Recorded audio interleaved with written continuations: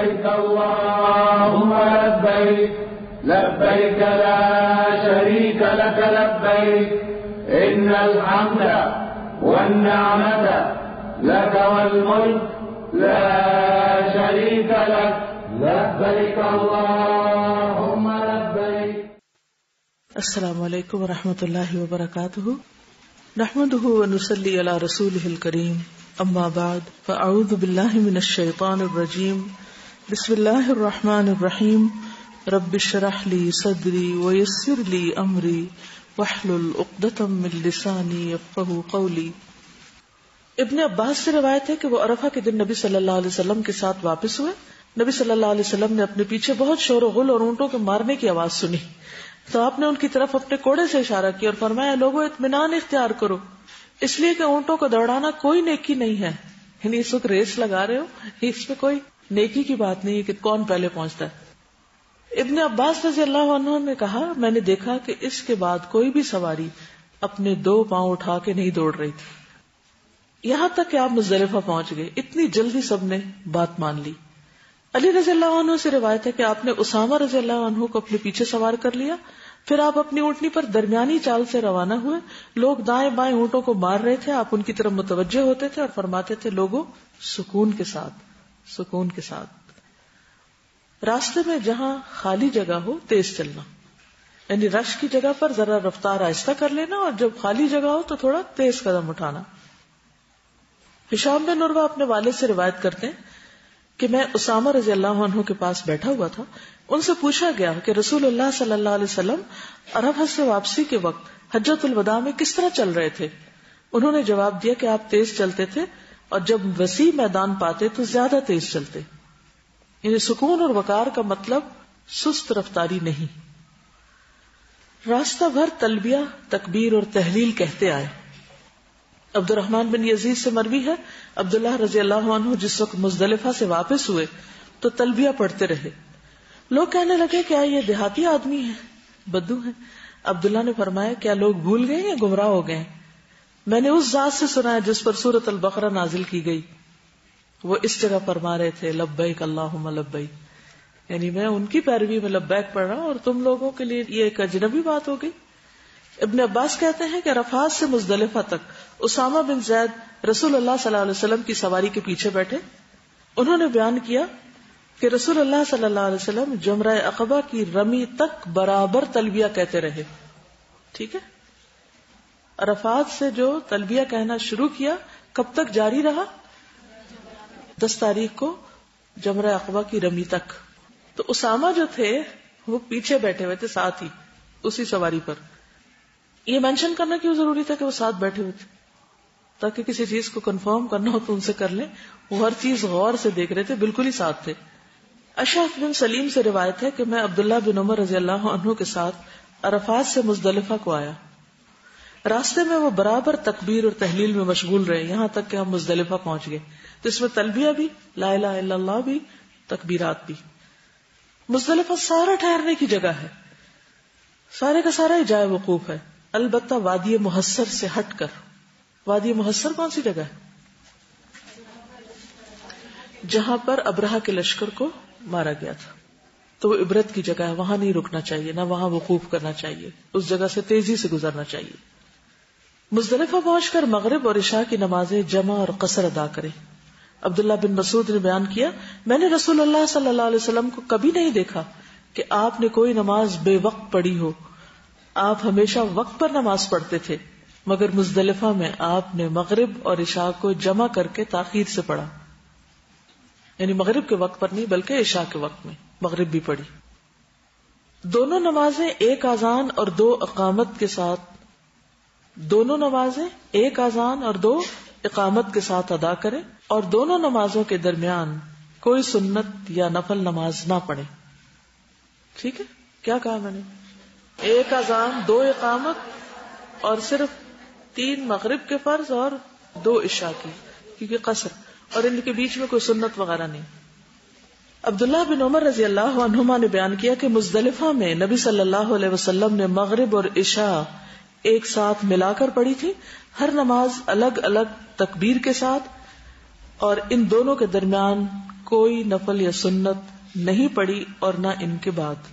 یہ رات سو کر گزارنے کی ہے، آرام کرنے کی ہے.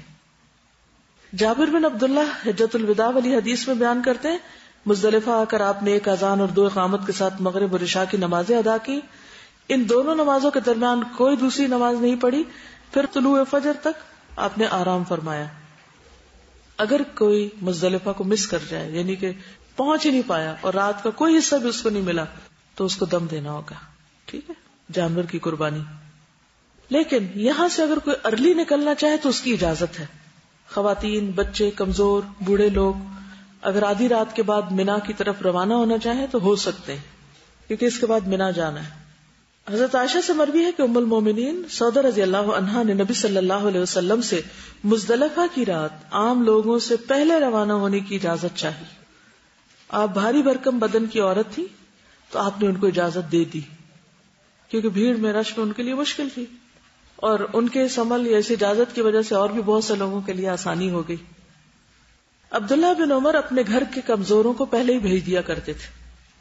وہ رات ہی میں مزدلفہ میں مشعر حرام کے پاس آ کر ٹھہرتے اور اپنی طاقت کے مطابق اللہ کا ذکر کرتے. پھر امام کے ٹھہرنے اور لوٹنے سے پہلے ہی مینا آ جاتے. بعض تو مینا میں فجر کی نماز پڑھتے اور بعض اس کے بعد آتے. جب مینا پہنچتے تو کنکریاں مارتے. عبداللہ بن عمر کہتے ہیں کہ رسول اللہ صلی اللہ علیہ وسلم نے ان سب لوگوں کے لیے اجازت دی ہے. افضل کیا ہے؟ فجر کی نماز پڑھنے کے بعد وقوف کر کے پھر روانہ ہونا. لیکن اگر کوئی فجر سے پہلے ہی چلا جائے تو اس کی اجازت ہے، تو مینا میں جا کر فجر پڑھ لے یا پھر پڑھ کر چلے. اسماء رضی اللہ عنہا کے غلام کہتے ہیں کہ مزدلفہ کی رات وہ پوچھتی کیا چاند غائب ہو گیا، تو میں جواب دیتا کہ ہو گیا. پھر وہ کہتی مینا چلو، پھر وہ رمی کرتی. ٹھیک ہے، یعنی فجر سے پہلے چاند غروب ہو گیا کا مطلب کیا ہے؟ کس رات کا چاند ہوگا؟ 10 کا. ٹھیک ہے نا، تو 10 رات کا چاند جو ہے وہ جلدی غروب ہو جاتا ہے. اگر کچھ لوگ کمزور ہوں اور کچھ طاقتور ہوں مگر گروپ ایک ہی ہو، پھر کیا کریں؟ کمزوروں کے ساتھ گروپ کا ساتھ دینے کے لیے طاقتور بھی نکل سکتے ہیں. ٹھیک ہے، اور اب چونکہ وہاں پر اتنا رش ہو گیا ہے تو سارے لوگ اگر ایک ہی وقت میں نکلے تو بہت مشکل ہو جائے. 20 لاکھ لوگ ایک وقت میں نکل کے کیسے مینج کر سکتے ہیں؟ تو اس لیے اگر کچھ لوگ جلدی نکل آتے ہیں تو حرج نہیں ہے. ابن عباس کہتے ہیں کہ میں ان لوگوں میں سے تھا جنہیں نبی صلی اللہ علیہ وسلم نے اپنے گھر کے کمزور لوگوں کے ساتھ مزدلفہ کی رات ہی میں مینا بھیج دیا تھا. ابن عباس کمزور نہیں تھے، لیکن آپ کو بھیجا تھا کن کے ساتھ؟ کمزور لوگوں کے ساتھ. اور وہاں رات کو ہی اگر کنکریاں مار لیں جا کے تو بھی ٹھیک ہے، اس وقت رش نہیں ہوتا. نماز فجر وقت شروع ہوتے ہی ادا کرنی چاہیے جو مزدلفہ میں، ورنہ تو تھوڑی لیٹ بھی کر سکتے ہیں. عبداللہ بن مسعود نے بیان کیا کہ 2 نمازوں کے سوا میں نے نبی صلی اللہ علیہ وسلم کو اور کوئی نماز وقت کے بغیر پڑھتے نہیں دیکھا. آپ نے مزدلفہ میں مغرب اور عشاء ایک ساتھ پڑھی اور فجر کی نماز بھی اس دن معمول کے وقت سے پہلے ادا کی، یعنی اذان ہوتے بالکل اندھیرے میں، کیونکہ نماز کے بعد یہاں پر وقوف کرنا ہے. نماز فجر کے بعد اچھی طرح روشنی پھیلنے تک اگر ممکن ہو تو مشعر حرام کے پاس، ان پہاڑیوں کے قریب، ورنہ اپنی اپنی قیام گاہ پر قبلہ رخ ہو کر ہاتھ اٹھا کر دعا مانگے. قبلہ رخ ہو کر ہاتھ اٹھا کر، کیونکہ اللہ سبحانہ وتعالیٰ کا ارشاد ہے فَاذْكُرُوا اللَّهَ عِنْدَ الْمَشْعَرِ الْحَرَامِ، مشعر حرام کے پاس اللہ کا ذکر کرو. تو یہ ذکر کی جگہ ہے، اس لیے یہاں پر ذکر کرنا چاہیے. قبلہ رخ ہو کر ہاتھ اٹھا کر دعائیں مانگے انسان. جابر بیان کرتے ہیں کہ آپ قصوہ اونٹنی پر سوار ہو کر مشعر حرام تک آئے، پھر قبلے کی طرف رخ کر کے دعا، تکبیر، تحلیل، توحید میں مصروف رہے یہاں تک کہ صبح کی روشنی خوب پھیل گئی. تو آپ نے فضل بن عباس کو اپنے پیچھے سوار کیا اور طلوع آفتاب سے پہلے وہاں سے مینا کے لیے چل پڑے. عبداللہ بن عمر اپنے گھر کے کمزوروں کو پہلے ہی مینا بھیج دیتے تھے اور پھر وہ پہلے ہی کنکریاں وغیرہ مار لیتے. مینا سے رمی کے لیے چنے کے دانے کے برابر کنکریاں چننی چاہیے. کچھ لوگ مزدلفہ سے ہی چننے لگتے ہیں، تو مسنون کیا ہے؟ مینا سے ہی چننا. جابر کہتے ہیں میں نے نبی صلی اللہ علیہ وسلم کو دیکھا، آپ نے چنے کے دانے کے مثل جمرہ کو کنکریاں ماری. ابن عباس سے مروی ہے کہ رسول اللہ صلی اللہ علیہ وسلم نے جمرہ عقبہ کی صبح کو مجھ سے فرمایا جبکہ آپ اونٹنی پر تھے کہ میرے لیے کنکریاں چن دو. میں نے آپ کے لیے 7 کنکریاں چن دی جو انگلیوں میں پکڑ کر پھینکنے کے قابل تھی. فضل بن عباس سے مروی ہے کہ عرفہ کی رات گزارنے کے بعد جب صبح کے وقت ہم نے وادی مزدلفہ کو چھوڑا تو نبی صلی اللہ علیہ وسلم نے لوگوں سے فرمایا اطمینان اور سکون اختیار کرو. مزدلفہ سے اٹھے منا جا رہے ہیں, اب پھر آپ فرما رہے ہیں سکون اور اطمینان. اس وقت آپ اپنی سواری کو تیز چلنے سے روک رہے تھے, یہاں تک کہ وادی محصر سے اتر کر جب منا میں داخل ہوئے تو فرمایا چنے کے دانے کی مثل کنکریاں لے لو تاکہ رمی جمرات کی جا سکے. اور نبی صلی اللہ علیہ وسلم اپنے ہاتھ سے اس طرح اشارہ کرنے لگے جس طرح انسان کنکری پھینکتے وقت کرتا ہے, یعنی کنکری پھینکنے کے اشارے کے ساتھ بات فرمائی. اب آپ دیکھیے کہ یہاں منا اور مزدلفہ کے قریب ہے وادی محصر جہاں کنکریاں پھینکی گئی تھی. کس پر؟ ابرہہ کے لشکر پر. اور اس کے قریب ہی جمرات ہیں جہاں ابراہیم علیہ السلام نے کنکریاں ماری تھی. کس کو؟ شیطان کو. کچھ لوگ کنکریوں کے بجائے جوتے مارتے ہیں اور جو ہاتھ لگے پھینکتے ہیں, بوتلیں پانی کی, اور غصے میں آ جاتے ہیں اور جذباتی ہو جاتے ہیں, ایموشنل ہو جاتے ہیں, دھکے دیتے ہیں اور بس چلے ان کا تو لوگوں کو بھی پھینکتے ہیں. اب عید کا دن آنے لگا, 10 ذی الحج یوم النحر. نماز فجر کے بعد سورج طلوع ہونے سے پہلے جب روشنی پھیل جائے تو منا کے لیے روانہ ہو. یہ اصل حکم ہے, رخصت اگرچہ موجود ہے. عمر بن میمون کہتے ہیں جب عمر بن خطاب نے مزدلفہ میں فجر کی نماز پڑھی تو میں بھی موجود تھا. نماز کے بعد آپ ٹھہرے اور فرمایا کہ مشرکین سورج نکلنے سے پہلے نہیں جاتے تھے, کہتے تھے اے خبیر تو چمک جا. نبی صلی اللہ علیہ وسلم نے مشرکوں کی مخالفت کی اور سورج نکلنے سے پہلے روانہ ہوئے. اسی لیے آپ نے فجر بہت ارلی پڑھ لی اور پھر فجر پڑھنے کے بعد کھڑے ہو کر دعائیں وغیرہ بھی کی, بیٹھ کے بھی کر سکتے, قبلہ رخ ہو کے اور ہاتھ اٹھا کے مانگا. اس کے بعد آپ روانہ ہو گئے اس سے پہلے کہ سورج نکلے, روشنی پھیلنے پر, اندھیرے میں نہیں نکلے.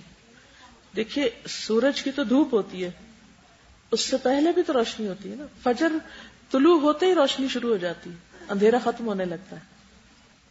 راستے میں کثرت سے تلبیہ پڑھیں. کس راستے میں؟ مزدلفہ سے منا آتے ہوئے. مزدلفہ سے منا تک فضل بن عباس آپ کے ساتھ تھے. وہ کہتے ہیں کہ جمرہ عقبہ کی رمی تک آپ برابر تلبیہ کہتے رہے, لبیک اللہم لبیک. مزدلفہ سے منا آتے ہوئے سکون اور وقار کے ساتھ آئے. جابر کہتے ہیں کہ آپ وادی محصر میں جب پہنچے تو آپ نے اونٹنی کو تیز چلایا اور اس درمیانی راستے سے چلنا شروع کیا جو جمرہ کبریٰ کی طرف نکلتا ہے, بڑے شیطان کی طرف. ابن عباس کہتے ہیں کہ نبی صلی اللہ علیہ وسلم نے فرمایا وادی محصر میں نہ روکو, یعنی وہاں سے بس گزر ہی جاؤ. منا پہنچ کر سب سے پہلے جمرہ عقبہ کی رمی کریں. عقبہ تھا سب سے پیچھے والا. انس بن مالک سے روایت ہے کہ رسول اللہ صلی اللہ علیہ وسلم منا تشریف لائے تو پہلے جمرہ عقبہ پر آئے اور اسے کنکریاں ماری. رمی کی ابتدا, اب یہ 10 تاریخ ہے, عید کا دن, اور اس میں صبح صبح رمی ہو رہی ہے. رمی کہتے ہیں کنکریاں مارنا. حضرت ابراہیم علیہ السلام جب اسماعیل علیہ السلام کو ذبح کرنے کے لیے آئے تو کیا ہوا تھا؟ شیطان ان کے پاس آیا تو انہوں نے کیا کیا, اس کو 7 کنکریاں ماری. تو وہ کہاں چلا گیا؟ زمین میں. پھر اس کے بعد جب آگے گئے تو آپ نے وہ جگہ چھوڑ دی, آگے گئے دوبارہ ایسے ہوئے, 3 جگہ پر ایسے ہوئے. ٹھیک ہے. ابن عباس کہتے ہیں تم شیطان کو کنکریاں مارتے ہو اور اپنے والد ابراہیم کی پیروی کرتے ہو. انہوں نے کہا تھا نا ارنا مناسکنا, تو یہ بھی منسک ہے. اس کا فائدہ کیا ہے؟ فضیلت کیا ہے؟ جیسے طواف کی فضیلت ہے, سعی کی فضیلت ہے, وقوف عرفات کی فضیلت ہے, رمی کی کیا فضیلت ہے؟ گناہ جھڑتے ہیں. نبی صلی اللہ علیہ وسلم نے فرمایا تمہارا جمرات کو کنکریاں مارنا تو تمہارے ہر کنکری مارنے کے بدلے ایک کبیرہ گناہ جو ہلاک کرنے والا تھا اس کی معافی اور کفارہ ہوتا ہے. تو بہرحال اگر انسان کو رمی کرتے وقت یہ پتا ہو کہ اس کا اجر کتنا ہے, ایک پتھر مارنے سے ایک کبیرہ گناہ جو ہلاک کرنے والا تھا اس کی تلافی یا اس کا ازالہ ہوتا ہے, تو انسان اور بھی شوق سے مارے. کیونکہ بہت سے لوگوں کو دیکھا گیا وہ رش سے گھبرا کر جاتے ہی نہیں ہیں وہاں اور دوسروں کو دے دیتے ہیں کہ تم جا کے مار دو ہمارے سے. اور بہت سی خواتین اچھی بلی صحت مند تندرست ہونے کے باوجود یہ کہہ کے کہ عورتوں کی ضرورت نہیں ہے جانے کی تو چلے کوئی بھی مار دے, تو یہ ٹھیک نہیں. حد البسا کوشش کرے کہ خود اپنے ہاتھ سے مارے, اور اگر یہ اجر پتا ہوگا تو لازمی طور پر انسان ہاتھ سے مارے. نبی صلی اللہ علیہ وسلم نے فرمایا جب تم کنکریاں مارو گے تو یہ تمہارے لیے قیامت کے دن نور ہوں گی. یہ پیبل ایک طرح سے لائٹ بلبز ہو جائیں گے. نبی صلی اللہ علیہ وسلم نے فرمایا تمہارا کنکریاں مارنا تو تم میں سے کوئی نہیں جانتا کہ اسے کیا ملے گا یہاں تک کہ اللہ اسے پورا پورا صلہ دے گا. یعنی تو ظاہری اجر ہے لیکن اصل اجر تو اللہ کے پاس ہے. لیکن کنکریاں مارنے سے پہلے تلبیہ بند کر دینا چاہیے. جمرہ عقبہ کو 7 کنکریاں الگ الگ مارے. جابر رضی اللہ عنہ بیان کرتے ہیں کہ آپ جمرہ کے پاس آئے جو کہ درخت کے پاس ہے. اس دور میں وہاں درخت اب نہیں ہے, آپ وہاں ڈھونڈنا شروع کر دیں. آپ نے اس کو 7 کنکریاں ماری جیسے کہ انگلیوں پر رکھ کے ماری جاتی ہیں. صحیح مسلم کی روایت ہے. عبداللہ بن مسعود کہتے ہیں کہ جمرہ عقبہ کی رمی آپ نے کی. اس وقت وہ وادی کے بیچ میں ہو گئے اور درخت کے برابر ہوئے. پھر اس کے سامنے ہو کر 7 کنکریوں سے رمی کی. ہر کنکری کے ساتھ اللہ اکبر کہتے جا رہے تھے. ٹھیک ہے, تو اللہ اکبر کہہ کے کنکری مارے. کنکریاں مارتے وقت دوسروں کو دھکے مت دیں. ام سلیمان سے مروی ہے میں نے 10 ذی الحج کے دن نبی صلی اللہ علیہ وسلم کو بطن وادی سے جمرہ عقبہ کو کنکریاں مارتے ہوئے دیکھا. اس وقت آپ فرما رہے تھے اے لوگو ایک دوسرے کو قتل نہ کرنا, ایک دوسرے کو تکلیف نہ پہنچانا, اور جب جمرات کی رمی کرو تو اس کے لیے مٹر کے دانے کی طرح کنکریاں استعمال کرو. بڑے بڑے پتھر نہیں اٹھا لے جاؤ, کیونکہ بعض اوقات پیچھے والے جب مار رہے ہوتے ہیں تو وہ ان کو لگنے کی بجائے جو آگے سے مار رہے تھے ان کے سر پہ لگتی ہیں آگے. کنکریاں مارتے وقت غلوب نہیں کرنا چاہیے. غلوب کیا ہوتا ہے؟ زیادتی, ایکسس. ابن عباس کہتے ہیں میں نے آپ کے لیے 7 کنکریاں چنی. کس کے لیے؟ نبی صلی اللہ علیہ وسلم کے لیے. آپ ان کو اپنے ہاتھ میں لے کر حرکت دینے لگے اور فرمایا ان جیسی کنکریاں مارو. پھر آپ نے فرمایا لوگوں تم دین میں غلوب یعنی حد سے بڑھنے سے بچو, کیونکہ تم سے پہلے لوگوں کو دین میں غلوب نہیں ہلاک کیا تھا. یعنی مٹر کے دانے برابر کنکری کافی ہے. کنکریاں مارنے کے بعد دعا کے لیے یہاں نہیں رکنا. نبی صلی اللہ علیہ وسلم جب جمرہ عقبہ کے پاس آتے تو 7 کنکریوں سے رمی کرتے. ہر کنکری کے ساتھ اللہ اکبر کہتے, اس کے بعد واپس ہو جاتے. یہاں آپ دعا کے لیے نہیں ٹھہرتے تھے. صرف بزرگ, بوڑھے, بیمار, خواتین ایسی جو نہ جا سکتی ہوں وہ اپنے لیے کسی کو وکیل مقرر کر سکتے ہیں. جمرہ عقبہ کی رمی کا افضل وقت چاشت کا وقت ہے, یعنی جب دھوپ چمک چکی ہو. البتہ عذر یا رش کی وجہ سے گنجائش ہے کہ 11 ذی الحجہ کی طلوع فجر تک کنکریاں مار لیں. سارے دن میں کسی وقت مار لیں. 11 ذی الحج کے طلوع فجر تک کنکریاں مار لیں. انس بن مالک بیان کرتے کہ رسول اللہ صلی اللہ علیہ وسلم نے قربانی والے دن چاشت کے وقت یعنی 10 ذی الحج کو چاشت کے وقت جمرہ عقبہ کو کنکریاں ماری, اور بعد کے دنوں میں سورج ڈھلنے کے بعد کنکریاں ماری. بعد کے کون سے دن؟ 11 اور 12 کو. 13 تک بھی رک سکتے ہیں. تو ان دنوں میں ظہر کے بعد کنکریاں ماری جاتی ہیں, لیکن پہلے دن جو عید کا دن ہوتا ہے جس دن قربانی بھی ہوتی ہے اس دن ظہر سے پہلے کنکریاں ماری جاتی ہیں. لیکن اگر کوئی مجبوری ہو تو بعد میں بھی ماری جا سکتی ہیں. ابن عباس نے بیان کیا کہ نبی صلی اللہ علیہ وسلم سے ایک آدمی نے مسئلہ پوچھا کہ شام ہونے کے بعد میں نے رمی کی, نہیں پتا ہوگا اس کو. آپ نے فرمایا کوئی حرج نہیں. یہ صحیح بخاری کی روایت ہے. اس کے بعد قربانی آتی, یہ 10 تاریخ ہے, یوم النحر اس کو بولتے ہیں. جمرہ عقبہ کی رمی کے بعد قربانی کریں, کیونکہ نبی صلی اللہ علیہ وسلم نے ایسا ہی کیا. نبی صلی اللہ علیہ وسلم فرمایا تمہارا قربانی کرنا تو یہ تمہارے لیے تمہارے رب کے پاس ذخیرہ ہو جاتی ہے. 10 ذی الحجہ کی صبح سے لے کر 13 ذی الحج کے غروب آفتاب تک قربانی کر سکتے ہیں. نبی صلی اللہ علیہ وسلم نے فرمایا تمام ایام تشریق ذبح کے ایام ہیں. منا یا مکہ میں کسی بھی جگہ پر حج کی قربانی کر سکتے ہیں. کہاں کہاں؟ منا یا مکہ.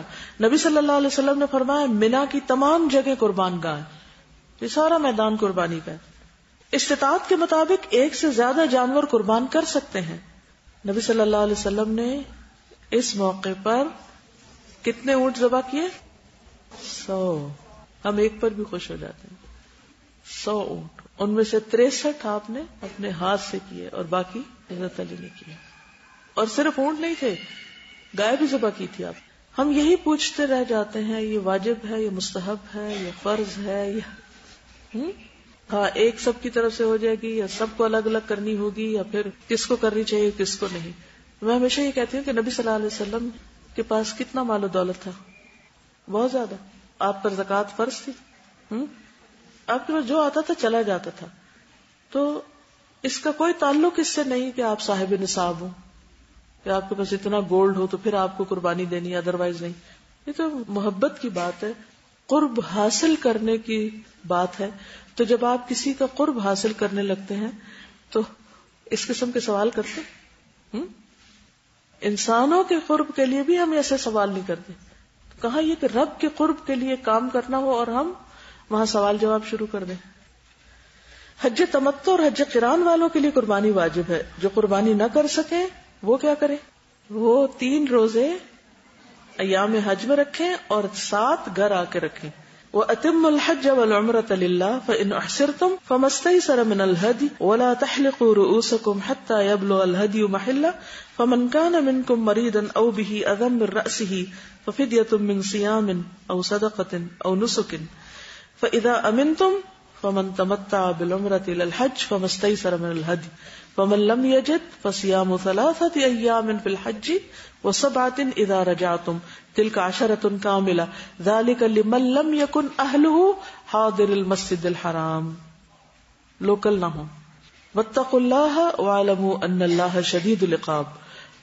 اور اللہ کی خوشنودی کے لیے حج اور عمرہ کی نیت کرو تو اسے پورا کرو. اور اگر کہیں گھر جاؤ یعنی دشمن گھیر لے تمہیں تو جو قربانی تمہیں میسر آ سکے وہی کر لو. اور اپنے سر اس وقت تک نہ منڈو جب تک قربانی اپنے ٹھکانے پہ نہ پہنچ جائے. یہاں کیا کہا گیا؟ سر نہ منڈواؤ جب تک کہ قربانی اپنے ٹھکانے پہ نہ پہنچ جائے. مگر جو شخص مریض ہو یا اس کے سر میں کچھ تکلیف ہو تو سر منڈا سکتا ہے، بشرطے کہ روزوں سے یا صدقہ سے یا قربانی سے اس کا فدیہ ادا کرے. پھر جب تمہیں امن نصیب ہو جائے اور تم حج سے پہلے مکہ پہنچ سکو تو جو شخص حج کا زمانہ آنے تک عمرہ کر کے فائدہ اٹھانا چاہے وہ قربانی کرے جو اسے میسر آ سکے. یعنی حج تمتع والا قربانی کرے. سمجھ گئے؟ اور اگر میسر نہ آئے تو 3 روزے ایام حج میں رکھے، 7 گھر واپس آ کر. یہ کل 10 روزے ہو جائیں گے. یہ حکم ان لوگوں کے لیے جو مسجد الحرام کے باشندے نہ ہوں یعنی مکہ کے، اور اللہ کے احکام کی خلاف ورزی سے بچو اور جان لو کہ اللہ سخت سزا دینے والا ہے. نبی صلی اللہ علیہ وسلم نے فرمایا کوئی اگر قربانی نہ پائے تو 3 دن کے روزے حج ہی کے دنوں میں اور 7 دن کے روزے گھر واپس آ کر رکھے. قربانی کے بعد کیا کرتے ہیں؟ حلق. حلق کس کو کہتے ہیں؟ سر منڈوانے. جی جیسے عمرے کے اختتام پہ حلق تھا ایسے ہی حج کے ریچولز میں سے ایک بال کتروانا بھی ہے یا سر منڈوانا. عورتیں صرف قصر کریں گی یعنی کتروائیں گی یا خود کتر لیں گی. نبی صلی اللہ علیہ وسلم نے فرمایا تمہارا سر منڈوانا تو ہر بال کے بدلے جو تم منڈواتے ہو ایک نیکی لکھی جاتی ہے اور تم سے ایک گناہ مٹا دیا جاتا ہے. تو اس لیے کنجوسی نہ کریں بال کاٹنے میں. اس دن عام دنوں میں بال کاٹتے تو کوئی ثواب ملتا، لیکن وہاں پر ایک بال کے بدلے ایک نیکی. بال کٹوانے سے افضل ہے کہ بال منڈوائے جائیں مردوں کے لیے، کیونکہ قرآن مجید میں اس کا ذکر ہے. اور آپ نے 3 مرتبہ ان کے لیے بخشش کی دعا کی. بالوں کو دائیں جانب سے منڈوانا شروع کریں. تو آپ بھی جب کاٹیں تو دائیں طرف سے شروع کریں. آپ نے حجام سے فرمایا میری دائیں جانب سے شروع کرو اور پہلے اسے مونڈو. حلق یا تقصیر کے بعد بیوی کے سوا احرام کی وجہ سے جو چیزیں حرام تھی وہ سب حلال ہو گئی. نبی صلی اللہ علیہ وسلم نے فرمایا تمہیں اس دن میں رخصت ہے کہ جب تم جمرہ کو کنکریاں مار لو تو حلال ہو جاؤ، یعنی اس چیز سے جو تم پر حرام کی گئی سوائے بیویوں کے. یوم النحر میں کرنے والے کاموں میں اگر کوئی کام آگے پیچھے ہو جائے تو کوئی حرج نہیں. کیسے؟ قربانی پہلے ہو جائے اور کنکریاں بعد میں مار لی جائیں. ابن عباس نے بیان کیا کہ نبی صلی اللہ علیہ وسلم سے قربانی کرنے، سر منڈانے، رمی جمار کرنے اور ان سے آگے پیچھے کرنے کے بارے میں دریافت کیا گیا. فرمایا کوئی حرج نہیں، یعنی اگر چانس نہ مل رہا ہو ترتیب اصل میں تو وہی ہے لیکن ایکسیپشنل کیسز میں اجازت ہے. اس کے بعد کیا کریں گے؟ مکہ جا کے طواف کریں گے. اس طواف کا نام کیا ہے؟ افادہ. اب سمجھ آ گئی؟ کیونکہ کبھی آپ کو ہو سکتا ہے کنفیوژن ہو کہ طواف تو طواف ہوتا ہے، کہیں لکھا ہوتا ہے قدوم، کہیں ہوتا ہے زیارہ. وہ ایک عرصے تک حالانکہ میں نے حج بھی کر لیا پھر بھی کنفیوژن رہی کہ کیوں یہ نام ہے. تو اب اچھی طرح سمجھ آ گیا ہے کہ ایک ہوتا ہے طواف قدوم جس کو طواف عمرہ بھی کہا جاتا ہے، مکہ پہنچنے کے بعد جو سب سے پہلا طواف کیا جاتا ہے عمرے کی نیت سے. دوسرا طواف افاضہ ہوتا ہے جو عرفات سے واپسی پر مزدلفہ میں رات گزارنے کے بعد 10 تاریخ کو رمی، قربانی اور سر منڈانے کے بعد مکہ آ کر کیا جاتا ہے. تو یہ حج کا طواف ہوتا ہے. ٹھیک. طواف قدوم کون سا ہوتا ہے؟ عمرہ کا ہوتا ہے اور یہ حج کا ہوتا ہے. اگر کوئی شخص اس کے بعد مکہ میں رہتا ہے تو وہ نفلی طواف کرتا ہے، وہ نہ قدوم ہے نہ زیارہ ہے نہ کچھ اور جب مکہ چھوڑنے لگتے ہیں تو کیا کرتے ہیں؟ طواف وداع کرتے ہیں. ٹھیک. حج تمتع کرنے والے 3 طواف کرتے ہیں، ایک آتے وقت عمرے کے وقت، پھر حج کے بعد یعنی عرفات سے واپسی پہ، اور تیسرا وداع مکہ سے رخصت ہوتے وقت. حج قران والے بھی 3 طواف کرتے ہیں، ایک قدوم عمرے کا، پھر افاضہ اور پھر وداع. افراد والے قدوم اور افاضہ کرتے ہیں، وہ عمرہ نہیں کرتے، اس کو طواف عمرہ نہیں کہا جائے گا، صرف طواف قدوم کہا جائے گا، یعنی آغاز میں کرتے ہیں. ٹھیک. تو نبی صلی اللہ علیہ وسلم نے قربانی کے دن یعنی 10 تاریخ کو طواف افاضہ کیا، پھر واپس لوٹ کر منا میں ظہر کی نماز پڑھی، یعنی اتنی جلدی جلدی سب کچھ کر لیا. فجر کہاں پڑھی تھی؟ مزدلفہ میں، مشعر الحرام کے پاس وقوف کیا، سورج نکلنے سے پہلے چل دیے، منا آئے، کنکریاں ماری، قربانی کی، حلق کیا، مکہ آئے اور طواف کیا، واپس گئے اور ظہر منا میں پڑھی. اور اس زمانے میں گاڑیاں نہیں تھی، اونٹ پر یہ سب کچھ ہوا، یعنی یہ سارے کام ایک ہی دن میں. اور یہ سب سے مصروف ترین دن ہوتا ہے کیونکہ اس میں ڈفرینٹ کام کرنے ہوتے ہیں. طواف زیارہ حج کا فرض رکن ہے، اگر ادا کرنے سے رہ جائے تو کفارہ، دم یا فدیہ دینے سے تلافی نہیں ہوتی. یہ حج کا رکن ہے. یاد ہے شروع میں 4 ارکان بتائے گئے تھے، ان میں سے ایک ہے یہ. ممکن ہو تو غسل کریں، ورنہ کپڑے تبدیل کر کے عام لباس میں طواف کریں. یعنی اب اس طواف میں احرام پہننا ضروری نہیں کیونکہ پابندیاں ہلکی ہوگی. خوشبو بھی لگا سکتے ہیں نہا دھو کے، پھر طواف کرنے جائیں. عورت کے سوا باقی سب چیزیں حلال ہیں. ابن عباس کہتے ہیں میں نے خود اپنی ان آنکھوں سے نبی صلی اللہ علیہ وسلم کو اپنے سر پر سک نامی خوشبو لگاتے ہوئے دیکھا. حضرت عائشہ کہتی ہیں کہ جب حضور صلی اللہ علیہ وسلم احرام باندھتے تو میں آپ کو خوشبو لگاتی تھی، یعنی آپ کے جسم کو، کپڑوں پہ نہیں، نیت سے پہلے کی بات ہے. اسی طرح بیت اللہ کے طواف زیارت سے پہلے حلال ہونے کے لیے خوشبو لگائی. طواف زیارہ میں احرام نہ پہنے، ٹھیک ہے، استباء اور رمل نہ کریں، استباء اور رمل نہ کریں. نبی صلی اللہ علیہ وسلم نے اس طواف میں رمل نہیں کیا. اس سے آپ اندازہ لگا سکتے کہ صحابہ کتنا آبزرویشن تھا ان کا کہ کس موقع پر کیا کر رہے ہیں آپ. طواف کے بعد کیا کریں گے؟ 2 رکعت نفل. کون سے؟ مقام ابراہیم کے پاس. کسی وجہ سے اس دن طواف نہ کر سکیں تو ایام تشریق کے اندر کر لیں. اگر پیریڈز کی وجہ سے ایام تشریق میں بھی نہ ہو تو ذوالحج کے مہینے میں کسی وقت کر لیں. طواف کے تفصیلی احکام پیچھے عمرے میں گزر چکے ہیں. طواف کے بعد سب پابندیاں ختم، ٹھیک، مکمل حلال ہو گئے. ٹھیک ہے، چلیے اب اجازت. سبحانک اللہم و بحمدک، اشہد ان لا الہ الا انت، استغفرک و اتوب الیک. السلام علیکم و رحمۃ اللہ وبرکاتہ.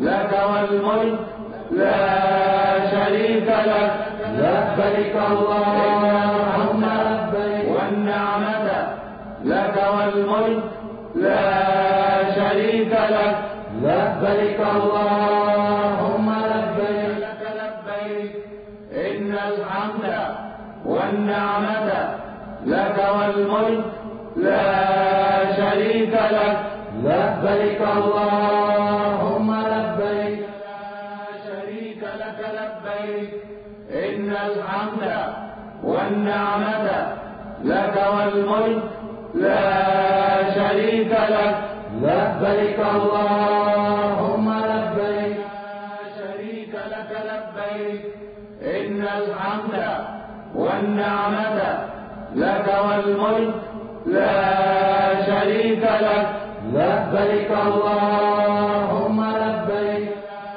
شريك لك لبيك إن الحمد والنعمة لك والملك لا شريك لك لبيك اللهم لبيك والنعمة لك والملك لا شريك لك لبيك اللهم لبيك لك لبيك إن الحمد والنعمة لك والملك لا شريك لك لبيك اللهم لبيك إن الحمد والنعمة لك والملك